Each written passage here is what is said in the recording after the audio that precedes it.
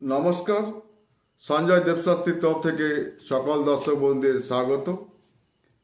জ্যোতিষশাস্ত্র অনুযায়ী রঙের ব্যবহার বা জ্যোতিষশাস্ত্র অনুযায়ী রঙের শুভ ফলাফল।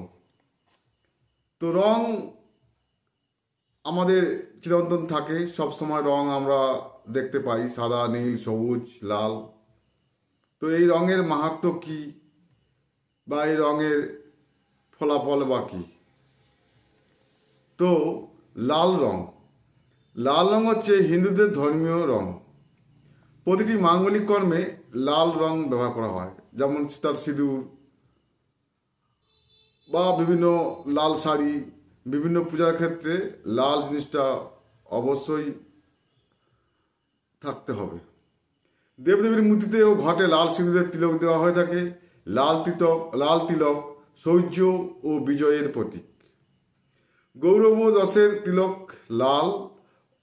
অনেক আগে থেকেই লাল রঙের বিশিষ্টতা আছে নারীর জীবনে। গৌরব, সম্মান এবং সৌভাগ্য।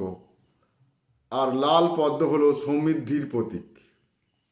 গেরুয়া রং আধ্যাত্মিকের প্রতীক। এই রং জ্ঞান, ত্যাগ, তপস্যা এবং বৈরাগ্যের ভাব প্রকাশ করে। সাধু, তপস্বী ও বৈরাগ্যগণ গেরুয়া রং বসন পরিধান করেন। অনুমেয় যে তার অন্ধকার থেকে আলোকের পথে যাত্রা করছেন। মোটামুটি গেরুয়া রং শুভ সূচক। সবুজ রং সমস্ত প্রকৃতির মধ্যে পরিব্যাপ্ত থেকে এই সবুজ রং। ইহা আধ্যাত্ম প্রেরণাদায়ী, মানুষকে মুখ, শান্তি ও আনন্দ দান করে এই সবুজ রং। হলুদ রং আমাদের জ্ঞান, বিদ্যা ও বিবেকের প্রতীক। হলুদ রং এই রং সুখ, শান্তি, অধ্যয়ন, জ্ঞান, যোগ্যতা, একগ্রতা এবং মানসিক উন্নতি দর্শায়। মানব মনে নতুন নতুন চিন্তাধারা তৈরি করে। এক কথায় হলুদ রং ব্যবহারে বিঘ্ন নাশ হয় ও অসীম জ্ঞান দান করে।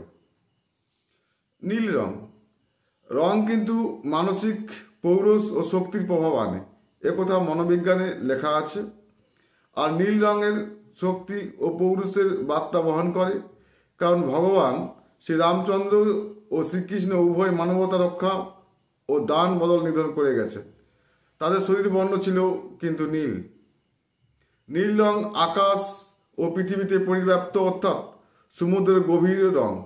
নীল রং ক্ষত্রিয় স্বভাব। ইহা পুরুষের উদ্যোগ আনে ও ইন্দ্রিয়কে নিয়ন্ত্রণ রাখতে সমর্থ হয়। সাদা রং 7টি রঙের মিশ্রণে সাদা রঙের সৃষ্টি।